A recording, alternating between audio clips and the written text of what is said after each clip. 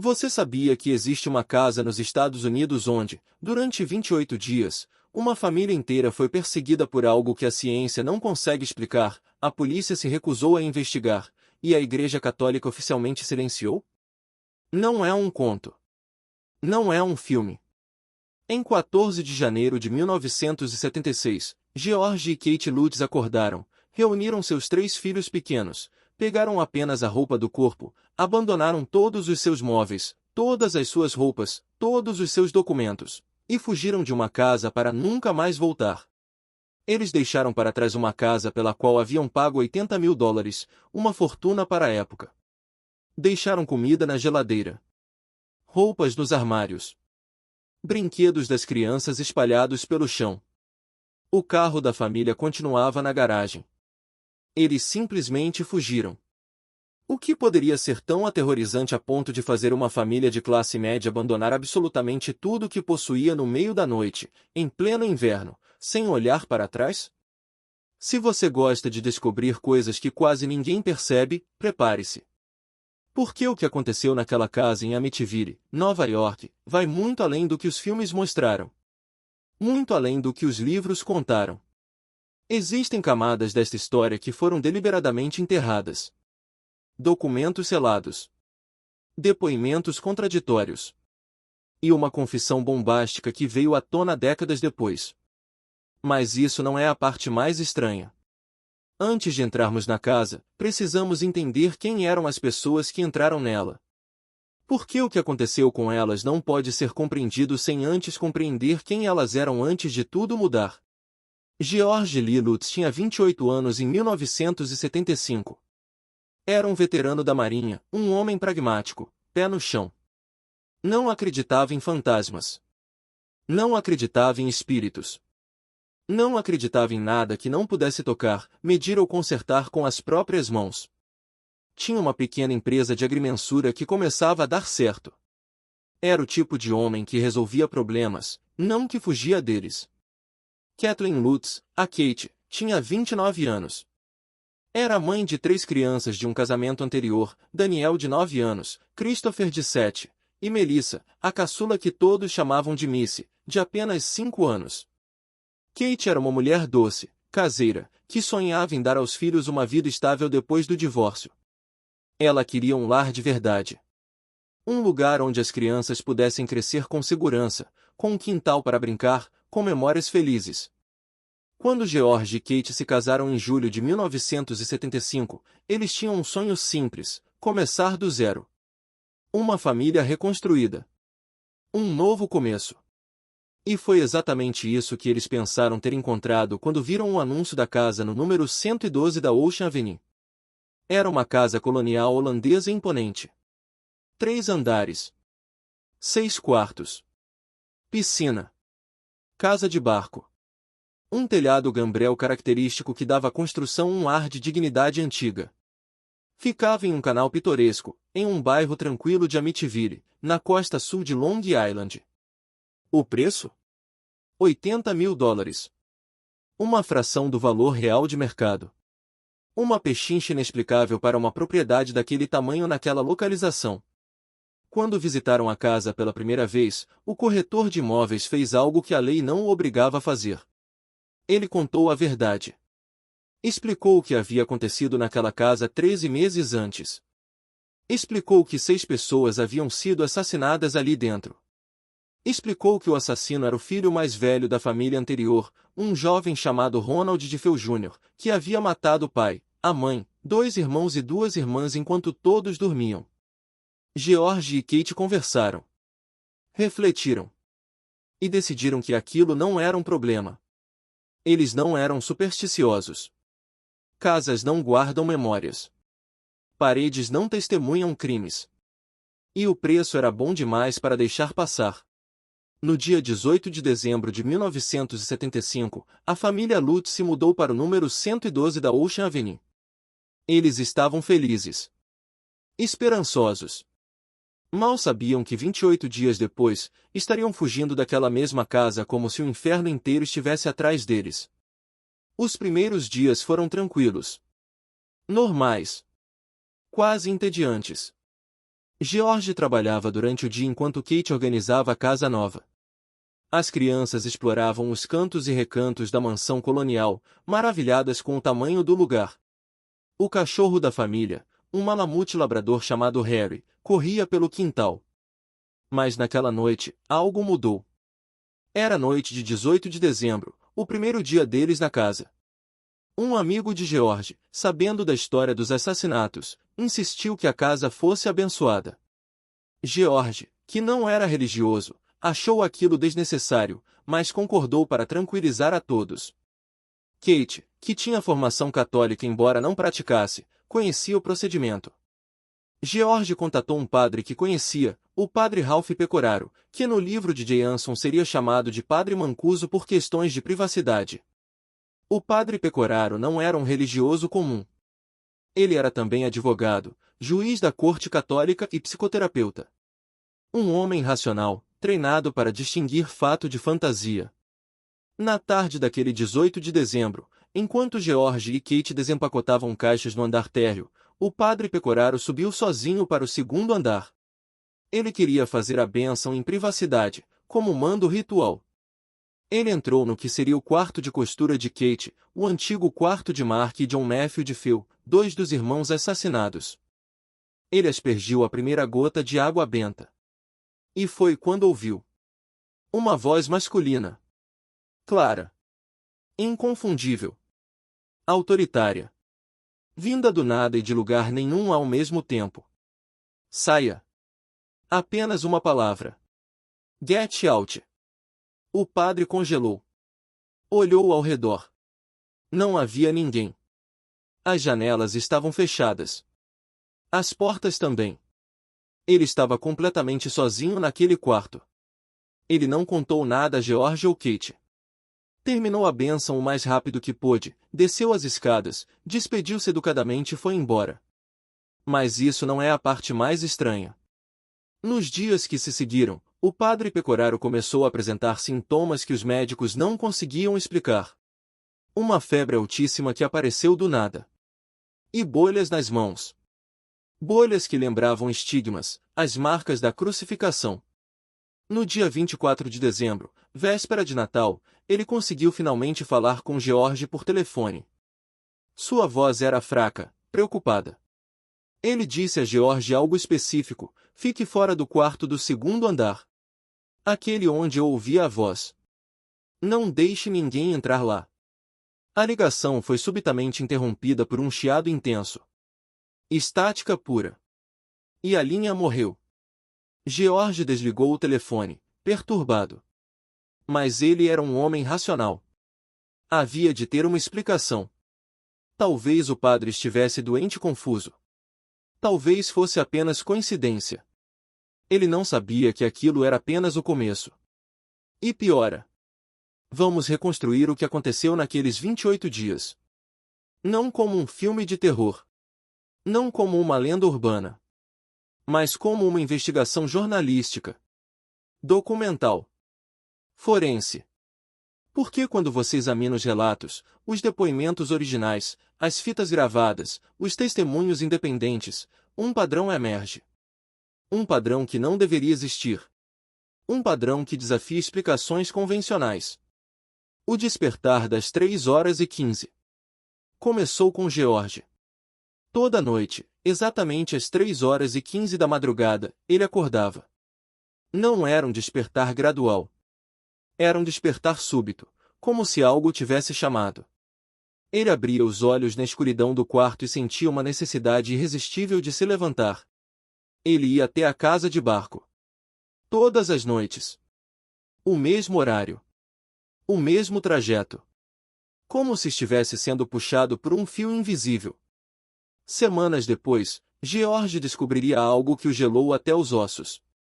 As investigações policiais haviam determinado que os assassinatos da família de Feu ocorreram por volta das 3h15 da madrugada. Exatamente o horário em que ele acordava todas as noites. Coincidência? Talvez. Mas existe um detalhe que ninguém percebeu. George não sabia o horário dos assassinatos quando se mudou para casa. Essa informação não era pública. Não estava nos jornais. Não foi mencionada pelo corretor. Ele só descobriu meses depois, quando já havia fugido da casa, ao ler os autos do processo criminal. Como ele podia acordar todas as noites no exato horário de uma morte que ele nem sabia quando havia ocorrido? George, o amigo imaginário. Missy, a filha caçula de Kate, tinha apenas 5 anos. Crianças dessa idade frequentemente têm amigos imaginários. É normal.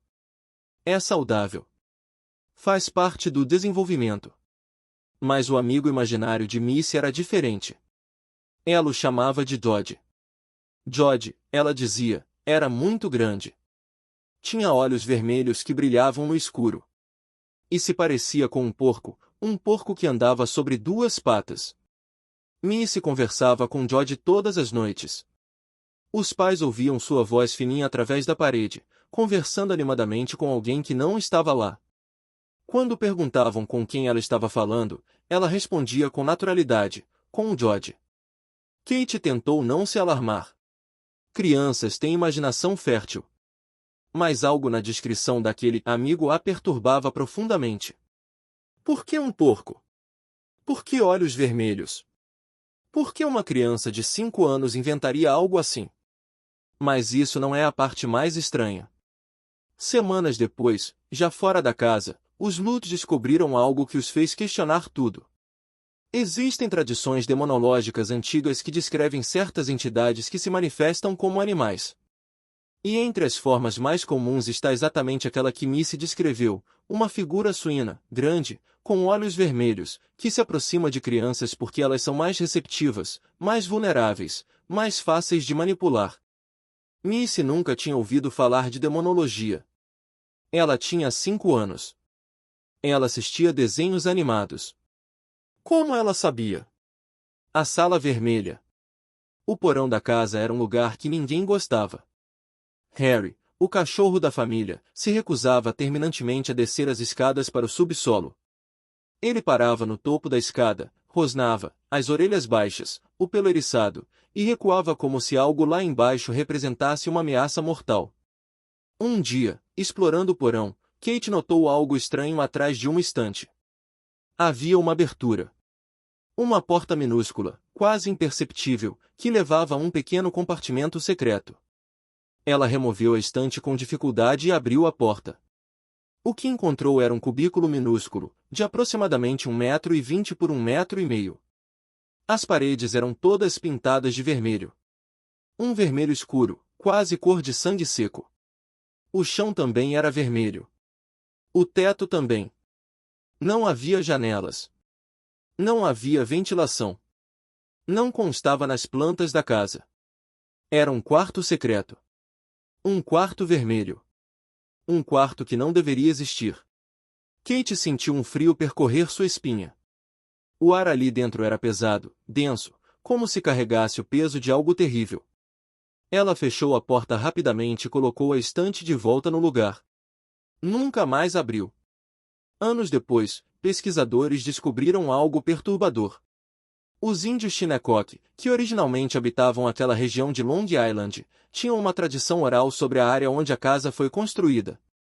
Segundo eles, aquele terreno era usado como local de confinamento para membros da tribo considerados possuídos por espíritos malignos. Os doentes mentais. Os amaldiçoados. Eles eram deixados ali para morrer, isolados do resto da comunidade. Mas existe um detalhe que ninguém percebeu. O quarto vermelho não era grande o suficiente para um adulto viver. Mas era do tamanho exato para confinar uma criança. Um enxame de moscas. Era janeiro. Pleno inverno em Nova York. Temperaturas abaixo de 0. Neve no chão. E ainda assim, um dia, a casa foi invadida por moscas. Centenas delas. Talvez milhares. Elas apareceram do nada, enchendo o ar com seu zumbido irritante. Elas cobriam as janelas. Pousavam nas paredes. Caminhavam sobre os móveis. George tentou matá-las. Kate tentou afugentá-las. As crianças corriam apavoradas. Mas o mais inexplicável era a localização das moscas. Elas não estavam espalhadas pela casa toda. Elas estavam concentradas em um único cômodo. O quarto de costura de Kate. O antigo quarto dos irmãos de Phil. O mesmo quarto onde o padre ouviu a voz dizendo saia. Em pleno inverno, com todas as janelas fechadas, com neve do lado de fora, aquele quarto específico estava infestado de moscas que não poderiam existir. E piora. As marcas da neve. Na manhã de 1º de janeiro de 1976, George acordou e foi até a janela. Havia nevado durante a noite. O quintal estava coberto por um manto branco e imaculado. Mas havia pegadas na neve. Pegadas que saíam da casa, atravessavam o quintal, e desapareciam na direção do canal. George calçou as botas e foi investigar. Quando se aproximou, seu sangue gelou. Não eram pegadas humanas. Eram marcas de cascos. Cascos fendidos. Como os de um animal grande. Um animal muito grande. O diâmetro das marcas era maior que a mão de um homem adulto. E elas começavam do nada, no meio do quintal, como se o animal tivesse simplesmente se materializado ali. E terminavam do nada, como se tivesse desaparecido no ar. George voltou para dentro da casa. Ele estava pálido. Kate perguntou o que havia acontecido. Ele não conseguiu responder. Semanas depois, investigadores apontariam uma inconsistência nos registros meteorológicos. Oficialmente, não nevou em Amityville no dia 1º de janeiro de 1976. Os registros oficiais mostram que não houve precipitação de neve naquele dia específico. Mas existe um detalhe que ninguém percebeu. Os registros meteorológicos oficiais são medidos na estação mais próxima, que ficava a vários quilômetros de distância. Microclimas existem.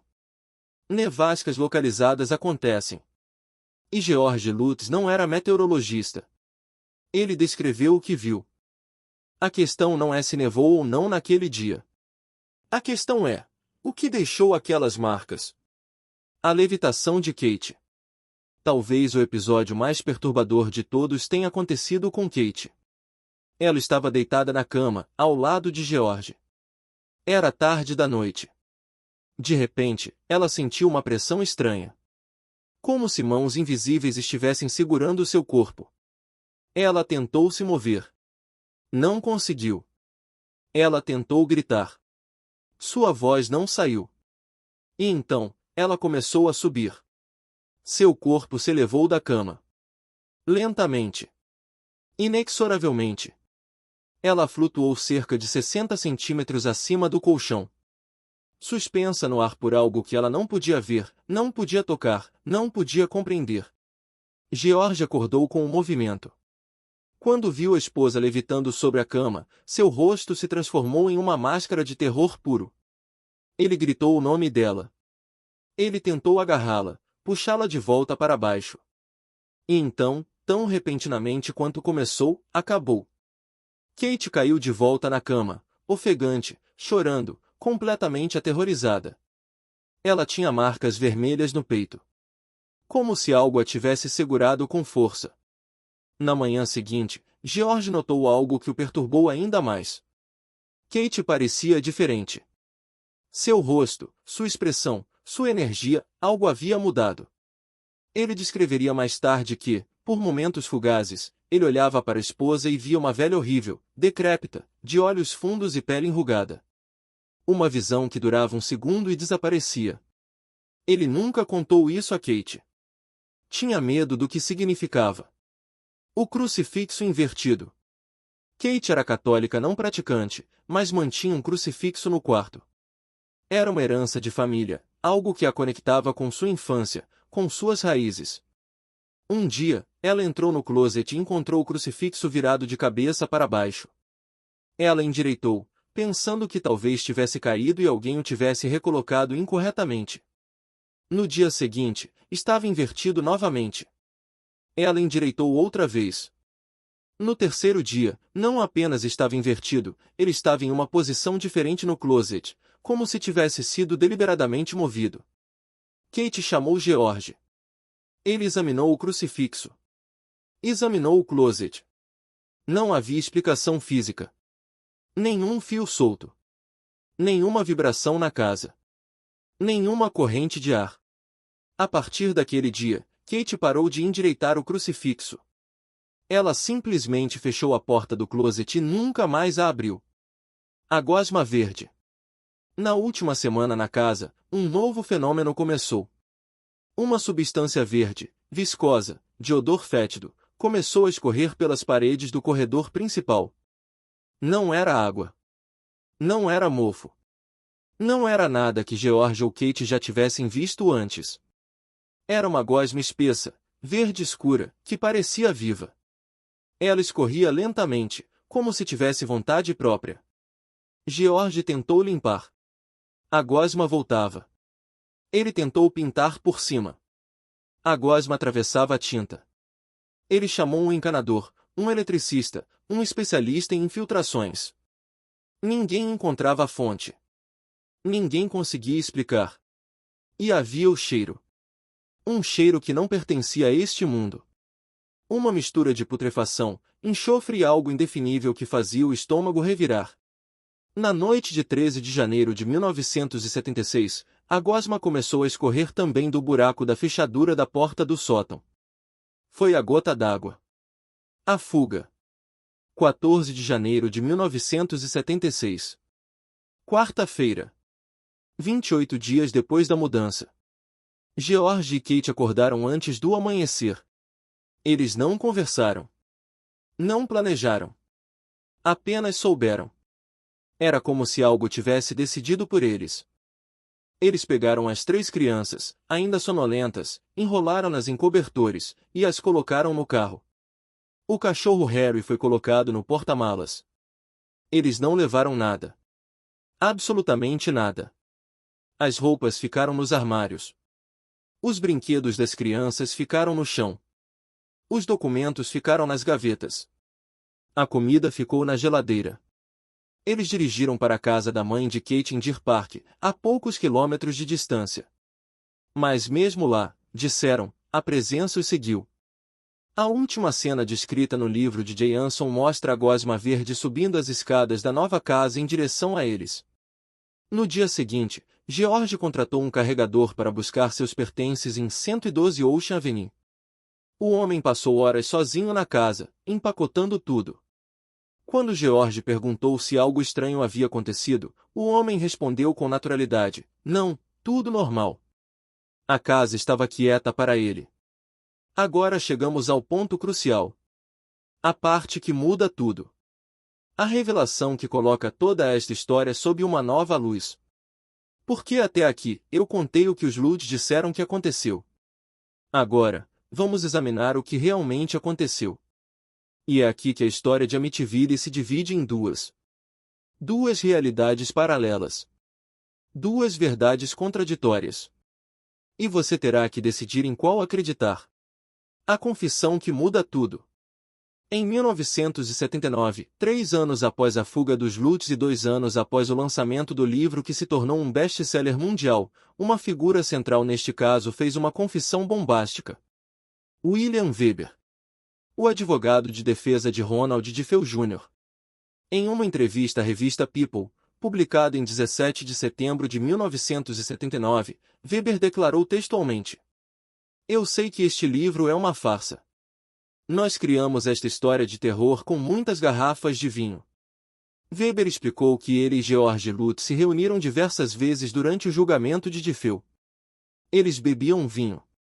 Conversavam. E, segundo Weber, foi nessas conversas regadas a álcool que a história das assombrações foi concebida. O objetivo? Dinheiro. Fama. Um novo julgamento para DeFeo baseado na alegação de que ele estava possuído por forças demoníacas quando cometeu os assassinatos.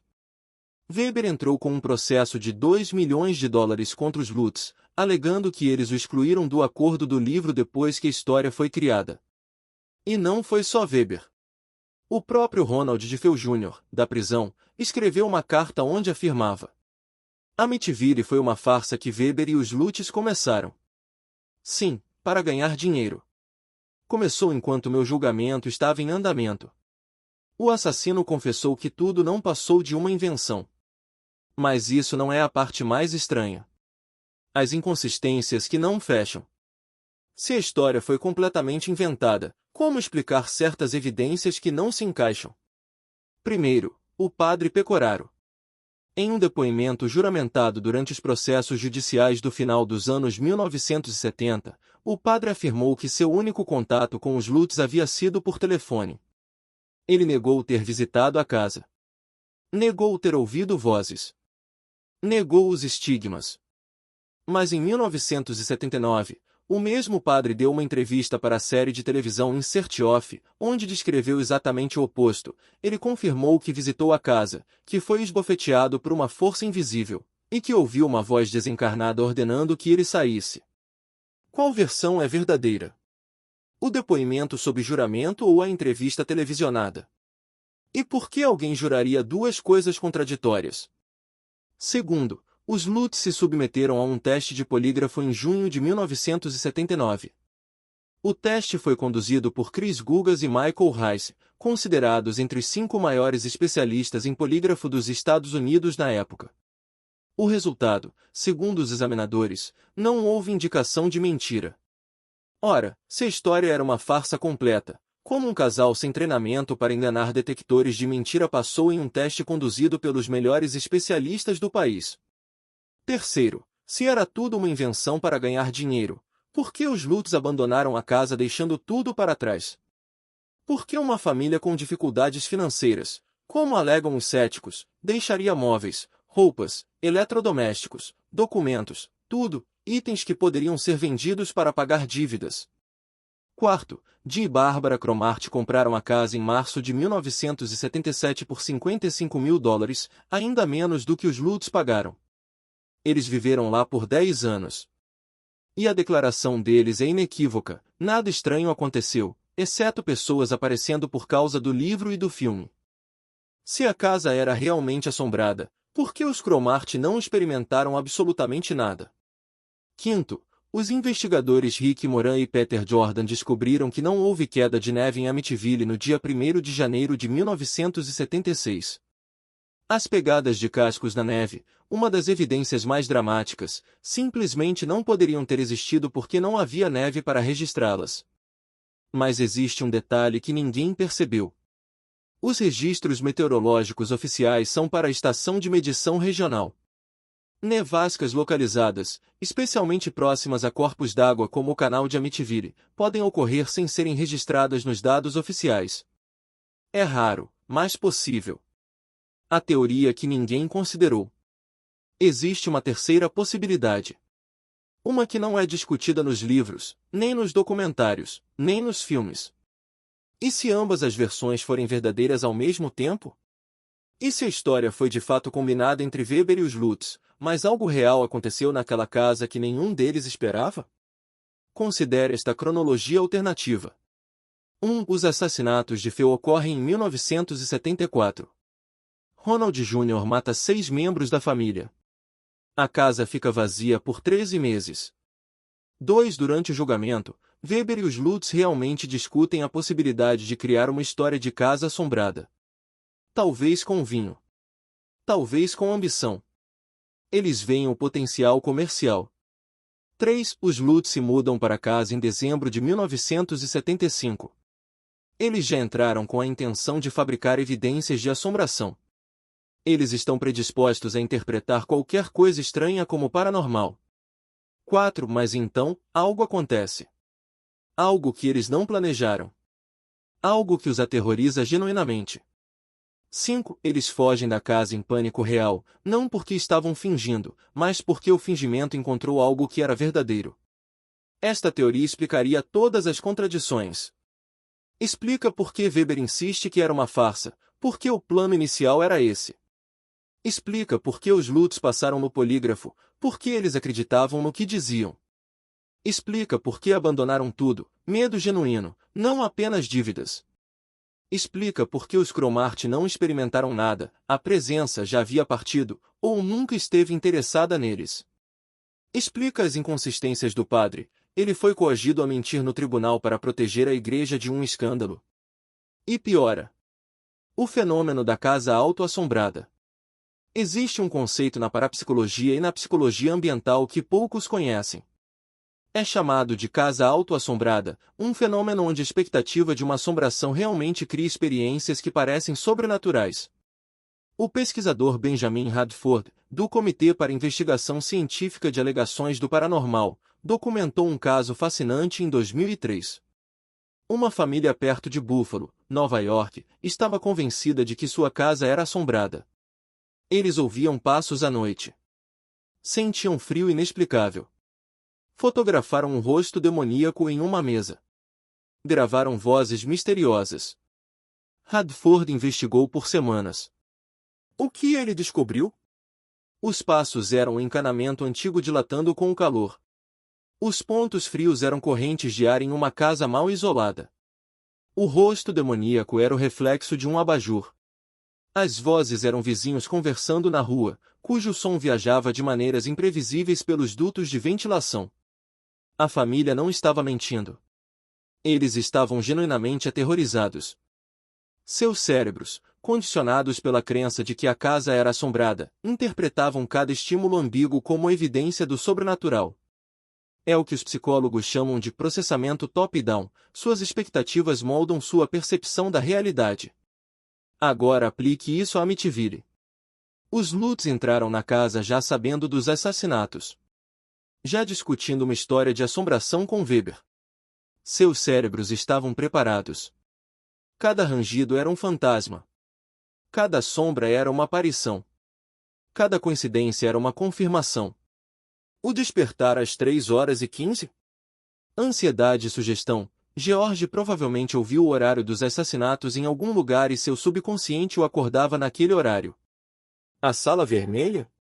Era um pequeno depósito no porão, pintado de vermelho por algum proprietário anterior. Os Cromart depois revelaram que não era um quarto secreto, era um closet que estava nas plantas da casa. George?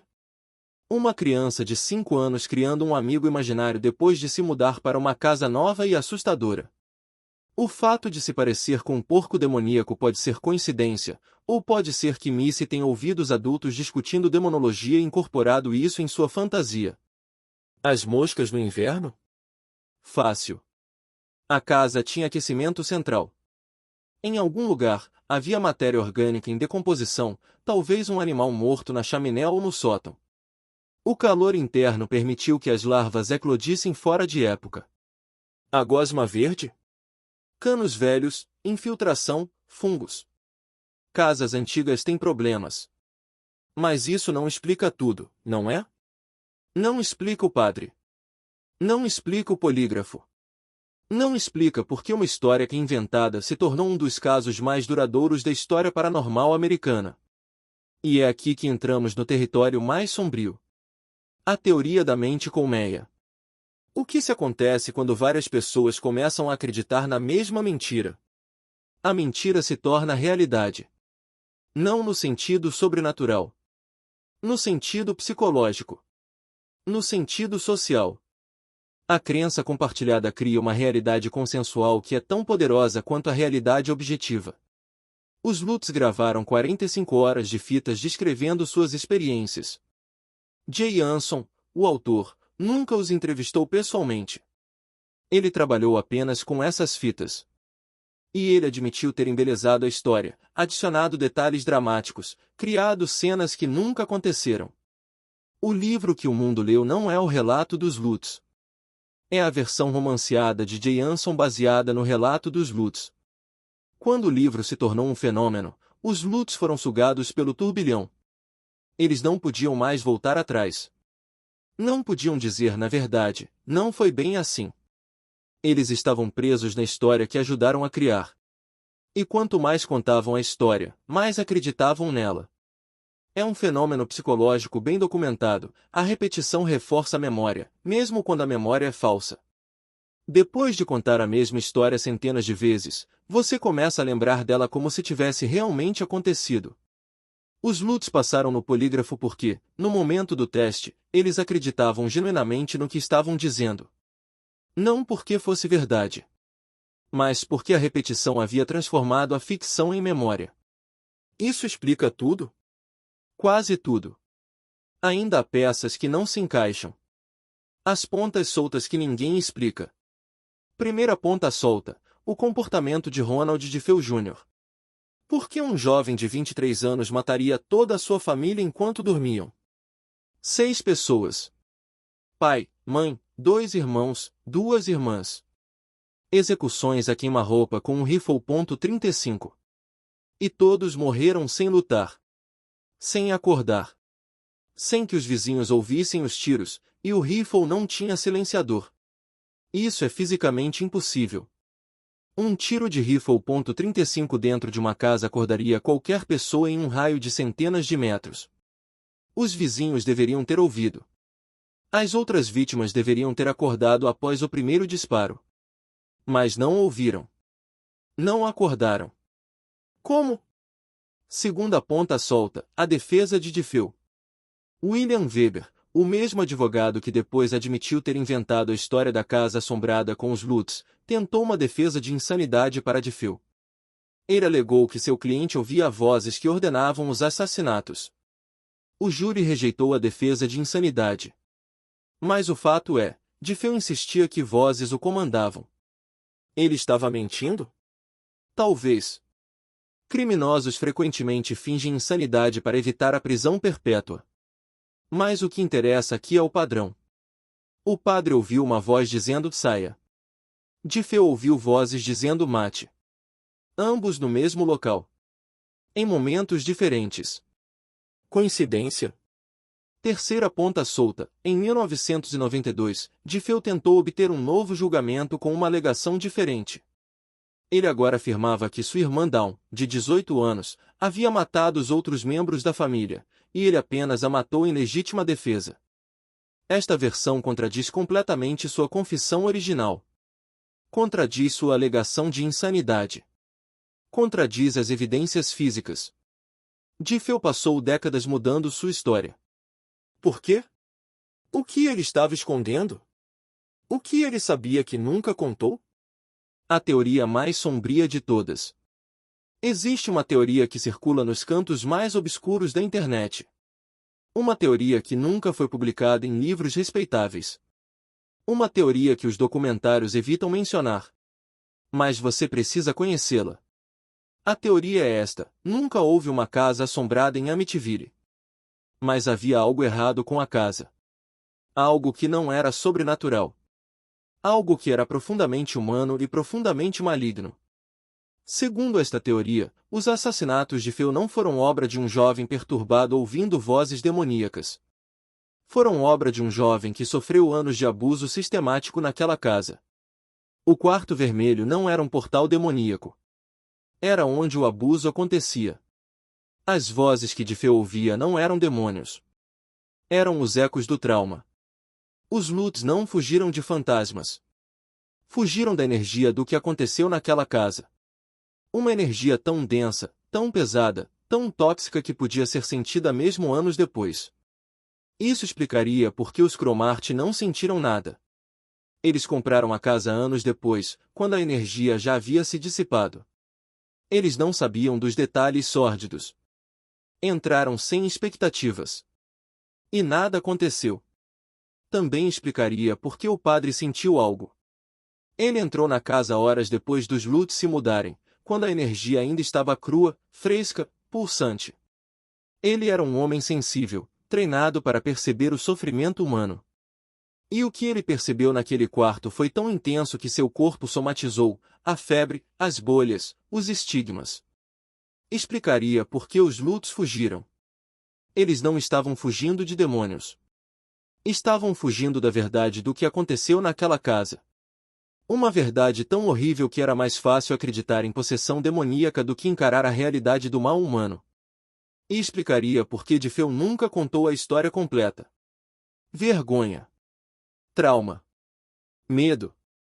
As vítimas de abuso frequentemente carregam seus segredos para o túmulo. Esta teoria é apenas isso, uma teoria. Não há provas conclusivas de abuso na família DeFeo. Os vizinhos os descreviam como uma família comum e boa. O padre assistente da igreja que frequentavam disse: eles pareciam uma família comum e boa. Mas famílias comuns e boas frequentemente escondem os segredos mais sombrios. E existe um detalhe que ninguém percebeu. Ronald DeFeo Jr. morreu em 12 de março de 2021, aos 69 anos, na prisão. A causa da morte nunca foi divulgada ao público. Ele levou seus segredos para o túmulo. Vamos aos fatos concretos. O que aconteceu depois? Os processos judiciais. Em maio de 1977, George e Kate Lutz processaram William Weber, o escritor Paul Hoffman, e vários outros, alegando apropriação indevida de nomes, invasão de privacidade e sofrimento mental. O processo foi ouvido pelo juiz Jack B. Weinstein do Tribunal Distrital do Brooklyn. Em setembro de 1979, o juiz Weinstein rejeitou as alegações dos Lutz. Durante o processo, o juiz expressou preocupação com a conduta de William Weber, afirmando: há uma questão ética muito séria quando advogados se tornam agentes literários. Weber, por sua vez, processou os Lutz por $2 milhões, alegando que eles o excluíram do acordo do livro. Os Cromartie, que compraram a casa em 1977, processaram os Lutz, Jay Anson e a editora Prentice Hall por $1,1 milhão em danos, citando o assédio constante de turistas e curiosos que invadiam a propriedade. No final, os Lutz admitiram durante os julgamentos que virtualmente tudo no livro Amityville Horror era pura ficção. Ou admitiram? A frase exata, segundo os registros do tribunal, é que eles admitiram que o livro continha ficção, não que tudo era ficção. A distinção é crucial. O destino da casa. A casa em 112 Ocean Avenue ainda existe. Ainda está lá. Em 1977, os Cromartie compraram a propriedade por $55 mil. Eles viveram lá por 10 anos sem incidentes paranormais. O único problema, segundo eles, eram os turistas que constantemente apareciam por causa do livro e do filme. Em 1987, os Cromartie venderam a casa. O novo proprietário também não relatou fenômenos estranhos. Em 2010, a casa foi colocada à venda novamente. Foi comprada por $950 mil. O endereço foi alterado. Para desencorajar turistas, o número foi mudado de 112 para 108 Ocean Avenue. O icônico telhado gambrel foi modificado. As janelas características em formato de olho foram removidas. A casa foi deliberadamente descaracterizada para que não se parecesse mais com a casa dos filmes e dos livros. Mas as pessoas ainda vão lá. Ainda tiram fotos. Ainda sentem arrepios. O destino dos protagonistas. George Lutz morreu em 2006. Até o fim da vida, ele manteve que os eventos descritos no livro eram em sua maioria verdadeiros. Kate Lutz morreu em 2004. Ela raramente dava entrevistas após os processos judiciais. O padre Ralph Pecoraro, o padre Mancuso, morreu em 1997. Ele levou para o túmulo o mistério de suas declarações contraditórias. Ronald DeFeo Jr. morreu em 2021, na prisão, após 46 anos encarcerado. Ele foi negado em liberdade condicional em todas as suas tentativas. A causa de sua morte permanece não divulgada. Jay Anson, o autor do livro, morreu em 1980, apenas 3 anos após a publicação de sua obra mais famosa. William Weber, o advogado que disse que tudo era uma farsa, desapareceu dos holofotes após os processos judiciais. O legado cultural. O livro The Amityville Horror vendeu aproximadamente 10 milhões de cópias em suas diversas edições. O filme de 1979, estrelado por James Brolin e Margot Kidder, foi um sucesso de bilheteria. Gerou múltiplas sequências: Amityville 2, The Possession, 1982, Amityville 3D, 1983, e dezenas de outros filmes, incluindo um remake em 2005 com Ryan Reynolds e Melissa George. Existem hoje mais de 30 filmes com Amityville no título. A grande maioria não tem nenhuma conexão real com o caso original, apenas usam o nome para atrair público. O caso Amityville se tornou um fenômeno cultural. Um mito moderno. Uma história que as pessoas querem acreditar, independentemente dos fatos. E assim chegamos ao fim desta investigação. Mas será que chegamos mesmo? Por que o caso Amityville nunca foi realmente resolvido? Não no tribunal. Não na opinião pública. Não nos corações e mentes daqueles que estudam o paranormal. O que sabemos com certeza? Sabemos que 6 pessoas morreram naquela casa. Sabemos que Ronald DeFeo Jr. confessou os assassinatos, foi condenado e morreu na prisão. Sabemos que os Lutz fugiram da casa depois de 28 dias. Sabemos que eles alegaram fenômenos paranormais. Sabemos que um livro foi escrito. Sabemos que filmes foram feitos. Sabemos que William Weber disse que tudo era uma farsa. Sabemos que os Lutz passaram em um teste de polígrafo. Sabemos que o padre deu declarações contraditórias. Sabemos que a casa ainda está lá. Que os proprietários subsequentes não relataram nada estranho. O que não sabemos? Não sabemos por que todos na casa de Feu morreram sem acordar, sem lutar, sem que os vizinhos ouvissem os tiros. Não sabemos o que realmente aconteceu naqueles 28 dias no número 112 da Ocean Avenue. Não sabemos se os Lutz eram vigaristas que inventaram uma história para enriquecer, ou vítimas de um fenômeno que a ciência ainda não compreende, ou algo entre os dois extremos. Não sabemos o que o padre realmente experimentou naquele quarto. Não sabemos por que uma história com tantas contradições continua a fascinar o mundo quase 50 anos depois. E talvez, apenas talvez, seja exatamente isso que torna Amityville tão perturbador. Não é o que sabemos. É o que não sabemos. É aquele espaço entre os fatos. Aquela zona cinzenta onde a explicação racional falha e a explicação sobrenatural parece absurda demais para ser verdade. Nós, como humanos, precisamos de respostas. Precisamos de fechamento. Precisamos que as histórias tenham um começo, um meio e um fim claros. Amityville nos nega isso. Amityville fica ali, pairando na fronteira entre o real e o imaginário, entre o crime verdadeiro e o horror sobrenatural, entre a fraude comprovada e o mistério inexplicável. E é exatamente por isso que voltamos a esta história. Por que escrevemos livros sobre ela? Por que fazemos filmes? Por que, 50 anos depois, você está aqui, lendo estas palavras, tentando encontrar uma resposta que talvez nunca venha? Porque no fundo, todos nós queremos acreditar que existe algo mais. Que o mundo não é apenas átomos e vazio.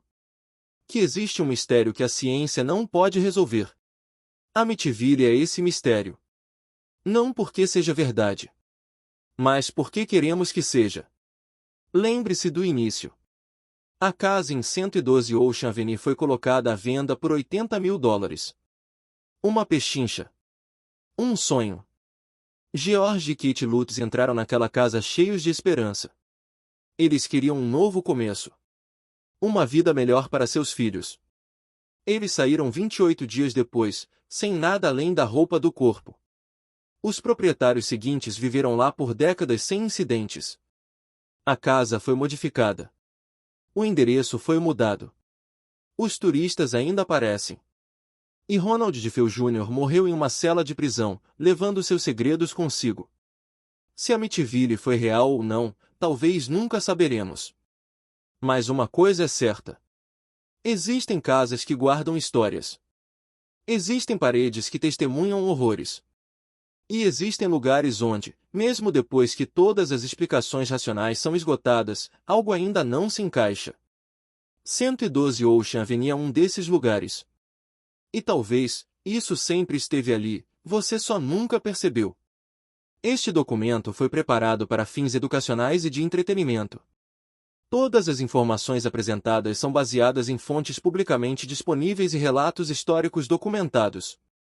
As teorias apresentadas são especulativas e não devem ser interpretadas como fatos estabelecidos.